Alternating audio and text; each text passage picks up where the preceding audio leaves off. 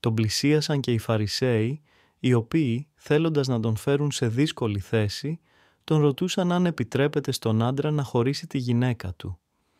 Ο Ιησούς τους αποκρίθηκε λέγοντας «Τι σας πρόσταξε ο Μωυσής?»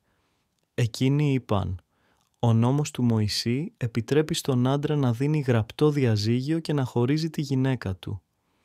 Και ο Ιησούς τους απάντησε «Ο Μωυσής σας έδωσε αυτή την εντολή γιατί είστε σκληρόκαρδοι. Από την αρχή όμως της κτήσεως ο Θεός τους δημιούργησε άντρα και γυναίκα. Γι' αυτό ο άντρας θα εγκαταλείψει τον πατέρα και τη μητέρα του, θα ενωθεί με τη γυναίκα του και θα γίνουν οι δύο ένας άνθρωπος. Συνεπώς δεν είναι δύο πια, αλλά ένας άνθρωπος. Ό,τι λοιπόν συνένωσε ο Θεός δεν πρέπει να το χωρίζει ο άνθρωπος».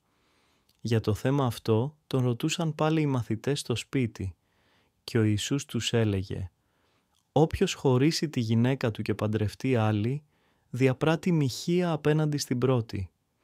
Επίσης, η γυναίκα που χωρίζει τον άντρα της και παντρεύεται άλλον διαπράττει μοιχεία.